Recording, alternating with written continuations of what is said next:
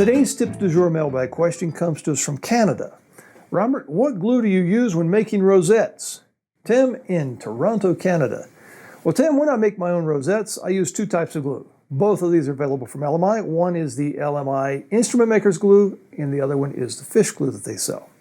If I find that I need a very, very long open time, for example, if I'm doing a very complicated tile mosaic from like the classical guitar rosettes, or if I have a very complicated binding or purfling scheme that I'm gluing together and I've got to have that open time, then I use the fish glue.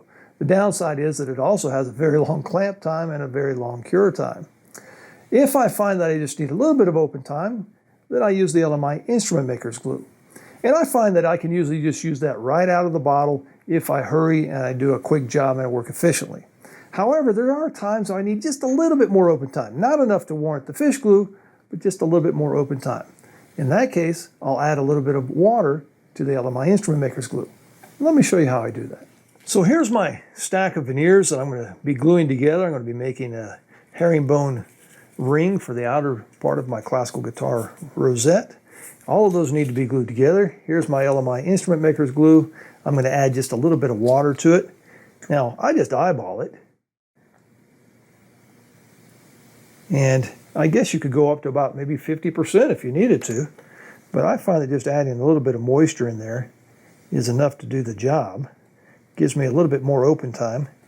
The more water you put in there, the longer it's going to take for it to cure, and the more moisture you're introducing into the equation. So I try not to get too happy with the water, but it does help the pucker factor go down a little bit. I've also found that using these little silicone glue spreaders makes me work just a little bit quicker here. So I'm going to put a little bit of moisture on the back side of the first veneer that I'm going to glue so that it helps even out the forces on it there. And then I come in and just add the glue and spread it with the glue roller.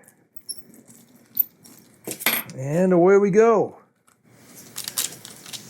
Now, if you've ever made rosettes before, you want to make sure that you get good glue contact in between your pieces so you have no voids in there, because when you cut these things up into very small pieces, it could cause you a problem. But that's all I do.